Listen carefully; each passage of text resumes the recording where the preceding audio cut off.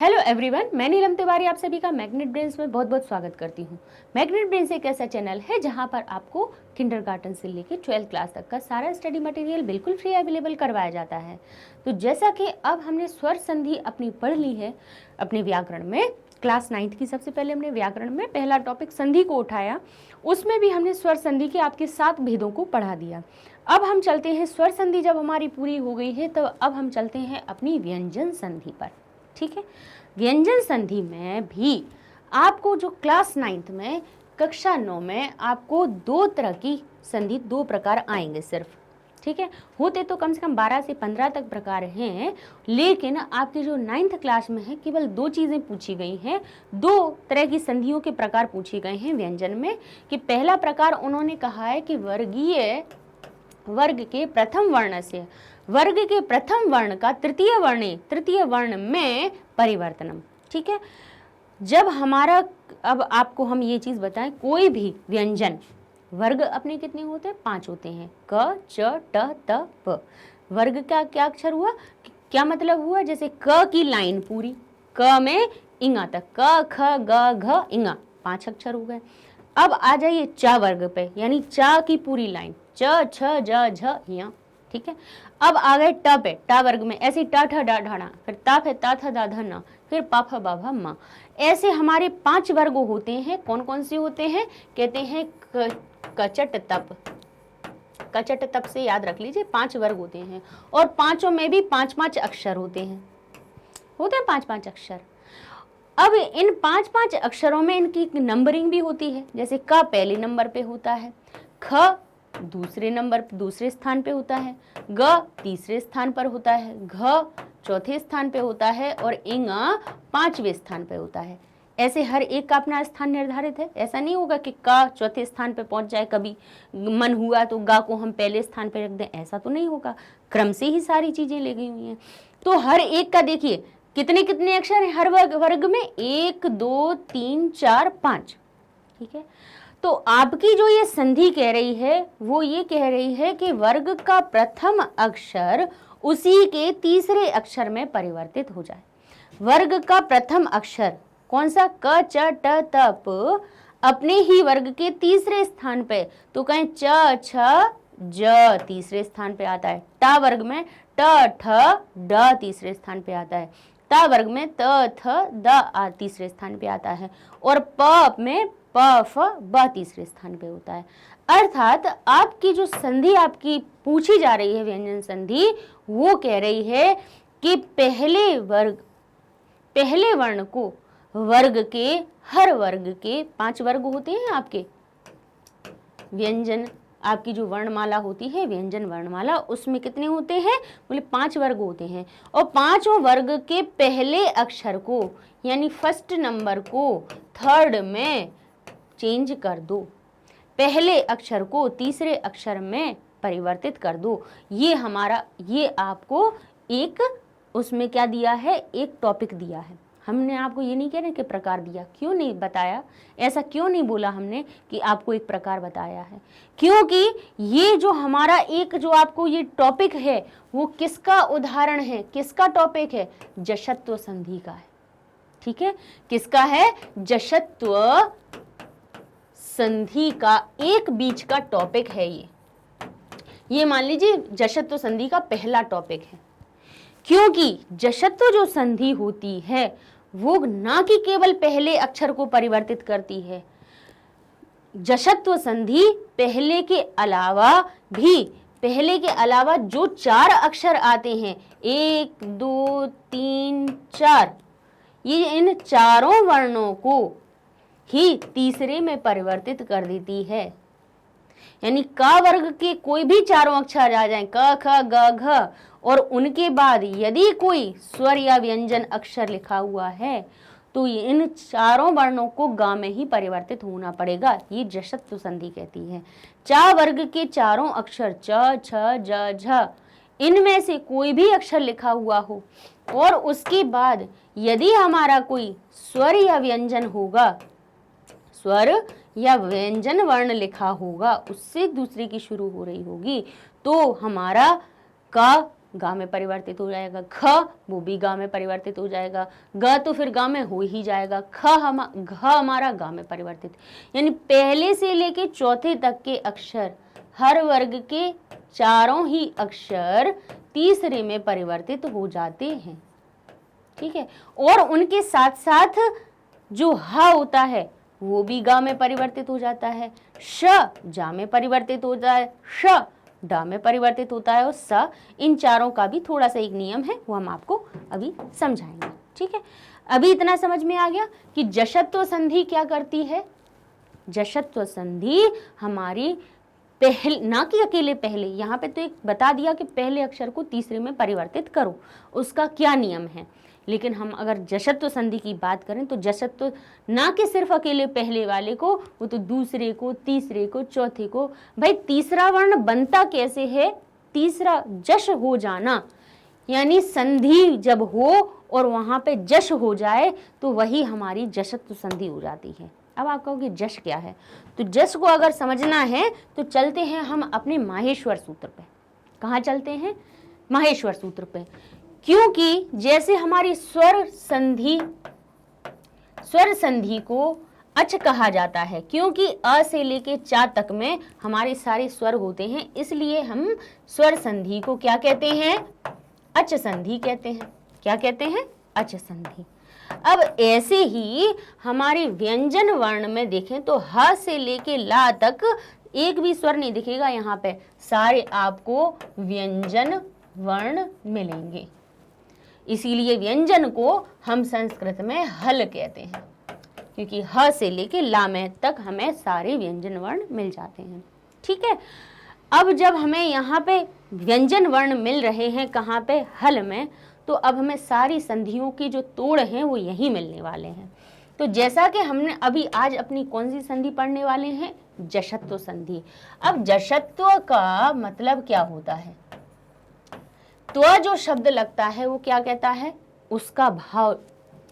त्व जहां पे प्रत्यय लगता है वो क्या बताता है कि जिसमें त्व लगा हुआ है वो उसी का भाव दिखाने लगता है। जैसे ये कह रहे हैं जशत्व, यानी जश का भाव आ जाए, संधि जहां हो और बीच में जो अक्षर बने वो हमारा जश में से बने। अब जश कहाँ है, बोले जश के लिए अपन ये 10वें नंबर का सूत्र देख लीजिए, जबग डत, जबग डदश। ठीक है, क्या लिखेंगे, जब गड दश, जब गड दश, जब गड दश। अब जरा इस ज ब ग ड द और शा में हलंत है, अर्थात इसको हम नहीं गिनेंगे। बस ये जरूर बताएंगे कि जा से लेके शा तक का एक सूत्र है ना, यहाँ से जा से लेके शा तक का, इसलिए इसको जश कहा गया।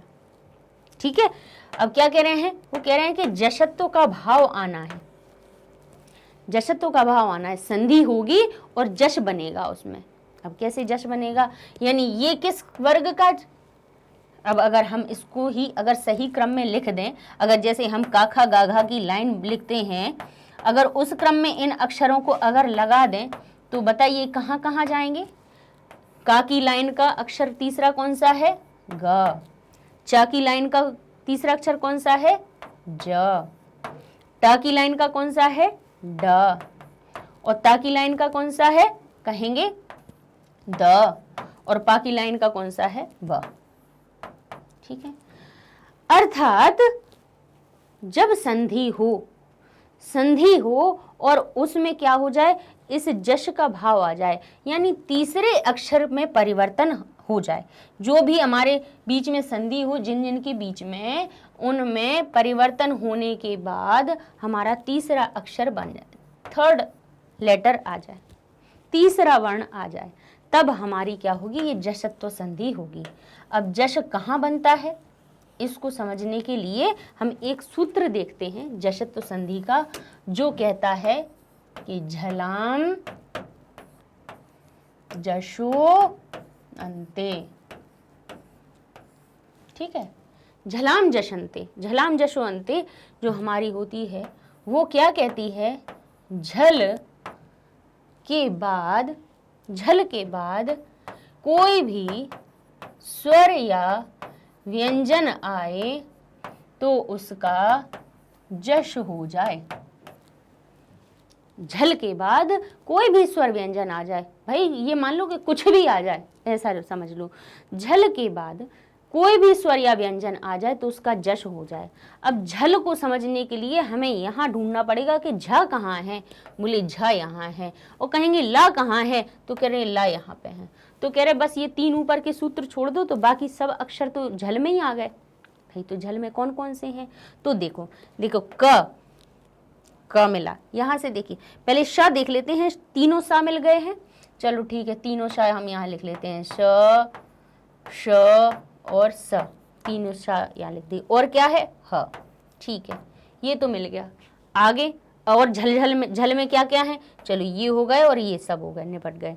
अब क्या बचा, अब हमारे पास बचे बोले क प। सिर्फ ये जरूर ध्यान रखिएगा कि हम जब यहाँ से इन अक्षरों को गिनते हैं माहेश्वर सूत्र में, तो जिनमें हलंत लगी होती है, जो अंत में हलंत वाले शब्द होते हैं, उनको उसमें नहीं गिना जाता है। ठीक है, उनकी इत संज्ञा हो जाती है, अर्थात उनका लोप हो जाता है हर एक में, हर एक सूत्र में। तो अब हमें क्या देखने हैं, अब इन्हें अक्षर देखने हैं। तो उसमें हमें पहला अक्षर क्या मिला, क। तो ठीक है क। फिर इसके बाद क्या है, बोले प 5वें नंबर पे आता है। अगर क च ट त प देखें तो यहाँ पे, चलो ठीक है, का हो गया, पा हो गया। इसके बाद बोले त कहाँ पे आता है, चलो पा के ऊपर वाली लाइन पे आता है। ट कहाँ आता है, यहाँ आता है। च कहाँ आता है, ये आता है। अर्थात यहाँ से लेके यहाँ तक हमें पहले अक्षर मिल गए। ठीक है, अब कहेंगे अब क्या मिल रहा है, अब बोले अब आया है थ। नीचे से शुरू करो, बोले थ आया है, तो थ किसके बाद आता है, यहाँ आता है। ठ कहाँ आता है, यहाँ आता है। कह रहे छ कहाँ आता है, बोले यहाँ आता है। फ कहाँ आता है, बोले यहाँ आता है। और ख कहाँ आता है, यहाँ आता है। अर्थात अब थ से लेके जे खफच ठत यहाँ तक हमारे दूसरे अक्षर मिल गए। ठीक है, अब अपन यहाँ से शुरू कर देते हैं। तो यहाँ पे क्या मिला, बोले द कहाँ का है, बोले ये है हमारी ता की लाइन का तीसरा अक्षर। ड यहाँ का, ये हमारा बोले ये बा हमारा यहाँ का है। ज कहाँ का है, यहाँ पर है। और ग कहाँ का है, यहाँ का है। ठीक है, फिर कहेंगे फिर क्या है, बोले झवें घट धश, ये और बचे। तो इसमें घ चौथा अक्षर। झल ढूंढ रहे हैं, देखो झल में क्या क्या आ गए। अकेले झल को कहने से उसमें कितने अक्षर छुपे हुए थे। च के बाद चा की लाइन का झ भी मिल गया। टा की लाइन का ढा ढक्कन का भी मिल गया हमारा। ता की लाइन का धा भी मिल गया। ठीक है, और पा की लाइन का ये हमारा भा हो गया।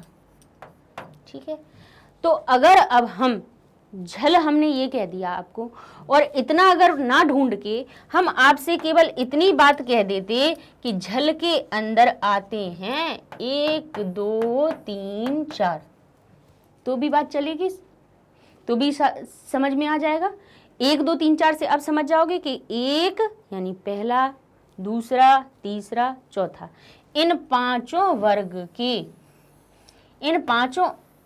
के 4 अक्षर, और स श श ह, ये 4 और मिला लो 1 2 3 4 के साथ में। और कौन से, बोले श श स और ह, ये 4 वर्ण, और यानी क से लेके भा तक के सारे अक्षर, और श स श ह, ये हमारे। इनके बाद कुछ भी आ जाए, इनके बाद कुछ भी स्वर लिखा हो, व्यंजन लिखा हो, कुछ भी लिखा हो, तो वो क्या बन जाएंगे, जश बन जाएंगे। अब जश बन जाएंगे तो जश हमने आपको बताया जश कहाँ है, ये है जश, यानी तीसरे अक्षर बन जाएंगे। तो 1 2 3 4 ये जो अक्षर हैं वो किसी भी स्वर व्यंजन के आने पर क्या बन जाते हैं, जश बन जाते हैं। मतलब जश का अर्थ क्या होता है, हर वर्ग का तीसरा अक्षर, हर वर्ग का तीसरा अक्षर। यानी का तीसरा अक्षर ग, चा का तीसरा अक्षर ज, टा का तीसरा अक्षर ड, ता का द, और पा का ब। अच्छा, एक चीज मतलब यहां हम बताएं तो क्या बनेगा जश में, ग ज ड द और ब, गजड दब, ये बनेंगे। कौन बनेंगे लेकिन ये तो बताओ, ये तो पता होना चाहिए कि कौन बनेंगे। भाई वो बनेंगे जैसे का के बाद अ लिखा हुआ है तो का बन जाएगा घ, ख के बाद अ लिखा है या कोई भी व्यंजन लिखा है तो बनेगा ग, ग में परिवर्तित होगा, घ भी ग में बदल जाएगा। अर्थात ऐसा नहीं होगा कि चा के बाद आ लिखा हुआ है और वो गा बन जाए, नहीं, अपने ही वर्ग के तीसरे अक्षर में बदलेगा। अर्थात ये चा की लाइन के 4 अक्षर हैं, वो कह रहे हैं, जैसे का की लाइन के अक्षर हैं, वो कह रहे हैं कि मुझे परिवर्तित होना, अगर मेरे सामने स्वर व्यंजन आएगा तो मैं बदल जाऊंगा। बोले अगर मैं बदलूंगा तो किससे बदलूंगा, किससे अपनी सीट बदलूंगा? भाई अपने ही मोहल्ले वाले से या अपनी ही क्लास वाले से। तो उसकी क्लास वाला तीसरा अक्षर कौन सा है? बोले ग। चा कहेगा मेरी क्लास का तीसरा अक्षर है ज। तो अगर मैं चा में परिवर्तन होऊंगा, अगर मैं अपना परिवर्तन करूंगा तो मैं अपने ही क्लास वाले से मैं बदलूंगा। ऐसा नहीं है कि मैं रहता हूँ एमपी में और भाई मैं यूपी वाले से अपनी सीट बदलूं, नहीं, मैं अपनी सीट बदलूंगा तो एमपी वाले से ही बदलूंगा। ऐसे ही टा कहेगा कि मैं अपनी क्लास वाले तीसरे अक्षर से बदलूंगा। तो टा परिवर्तित होगा डा में, त परिवर्तित होगा दा में, प परिवर्तित होगा बा में। ठीक है, तो ये चीज हमने आपको बता दी कि झल हमारे कैसे जश में परिवर्तित होते हैं। और ना कि अब अकेला का वर्ग का हर अक्षर कहेगा कि अगर हमारे पास स्वर व्यंजन आए तो हम अपने ही वर्ग के तीसरे से बदलेंगे। मतलब का वर्ग, जो का वर्ग होगा वो किस में बदलेगा? गा में बदलेगा।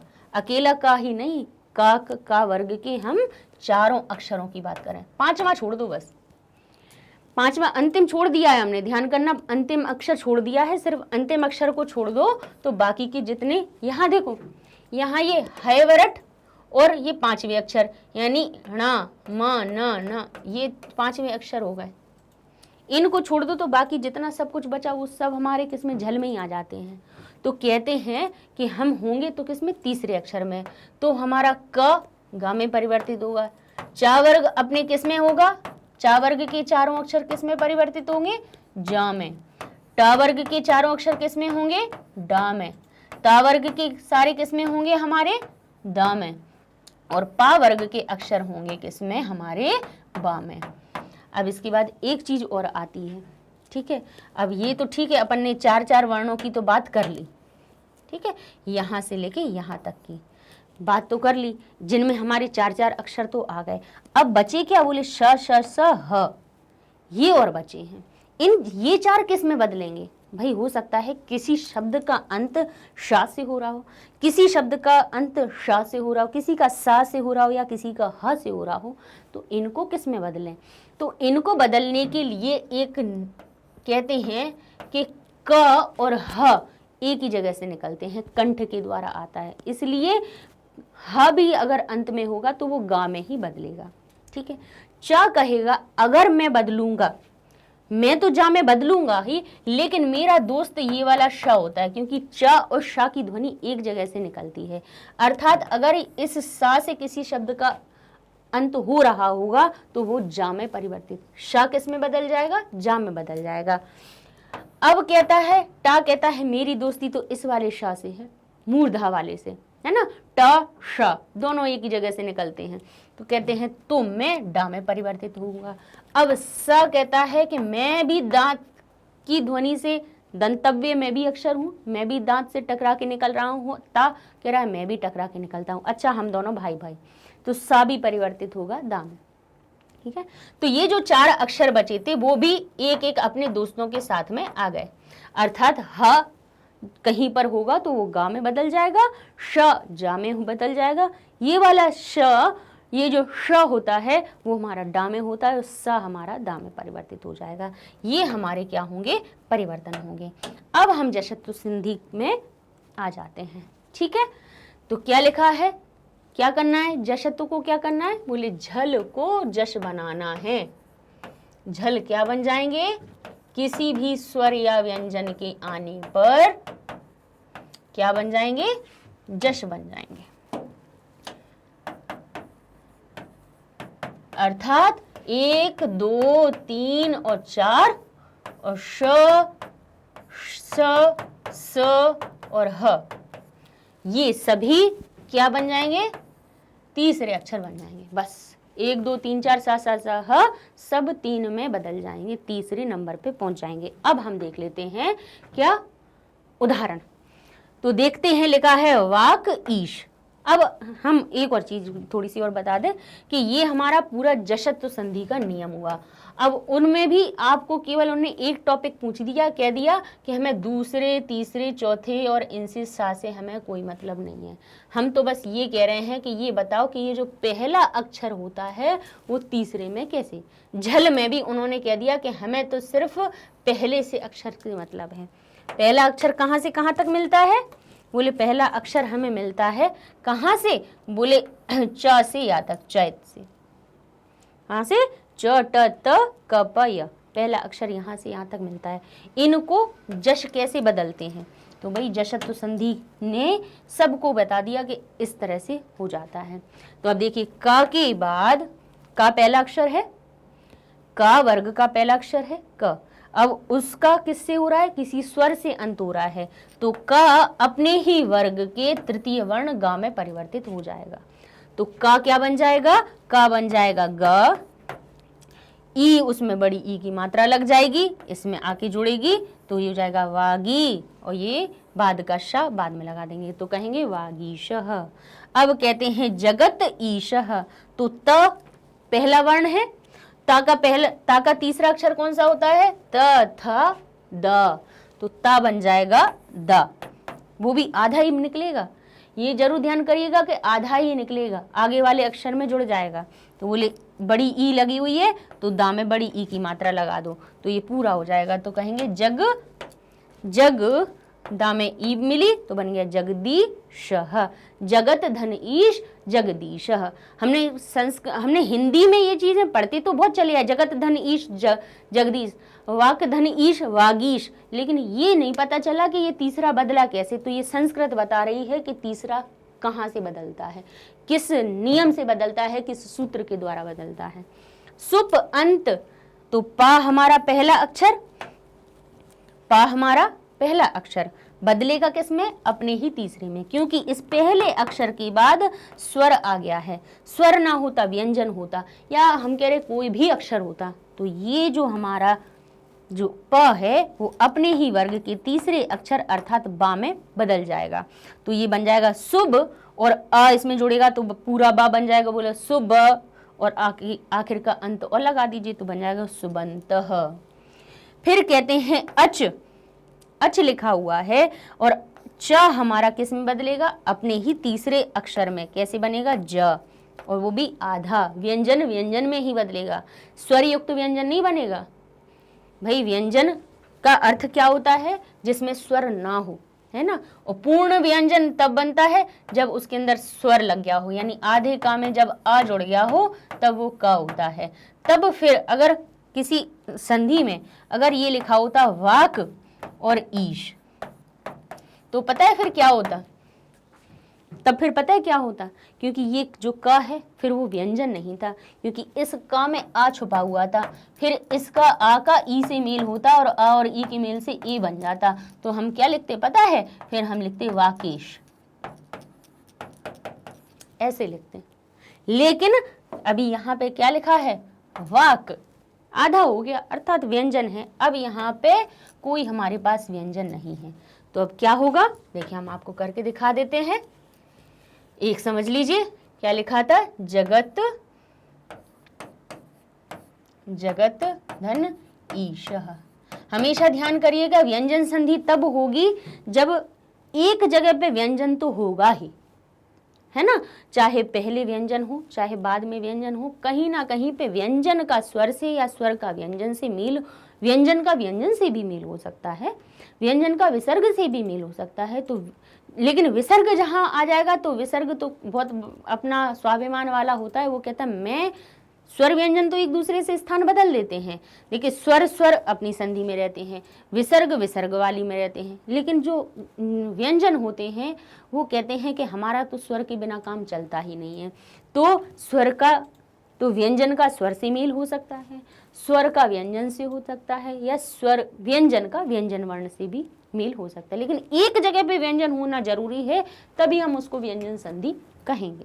ठीक है, अब कैसे, जगत ईश लिखा है तो पहला वर्ण आ गया ता के बाद स्वर लिखा हुआ है, व्यंजन होता तब भी चल जाता, ता को बदलना है अपन को दा में, बस इतना करना है, इस ता को दा में बदल देना है।